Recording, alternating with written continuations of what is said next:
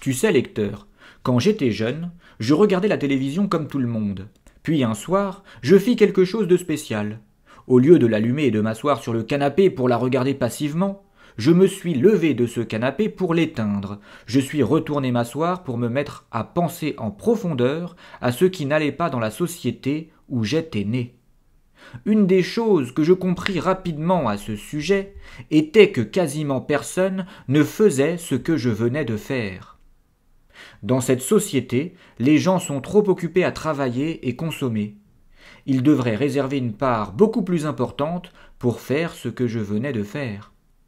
Jeune homme, je compris vite que si des chefs dominaient des peuples aveugles qui pensaient être en démocratie, c'était parce qu'une demande de ce type de régime antidémocratique existait.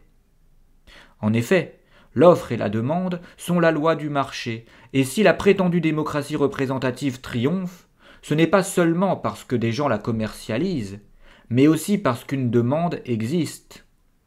Alors certes, les marchands en jouent, ils savent que l'offre crée la demande, mais il n'empêche qu'une fois l'offre créée, une forte demande est présente. Qu'ont fait les marchands de cette fausse démocratie, ces richissimes élites? Ils ont produit des sociétés entières de travailleurs consommateurs et anesthésié leurs moi pensants. La démocratie tronquée se porte à merveille, et la tâche des élites, avides de maintenir leur place de puissants du monde, est d'entretenir cette pseudo-démocratie.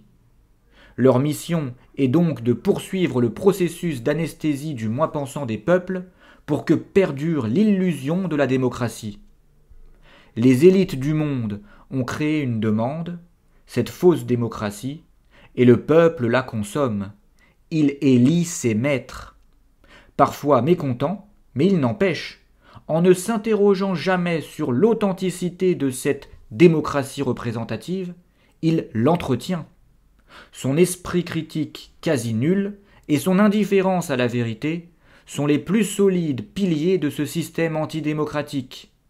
Ils sont la cause de l'inertie des peuples, laquelle est la meilleure forteresse des tyrans.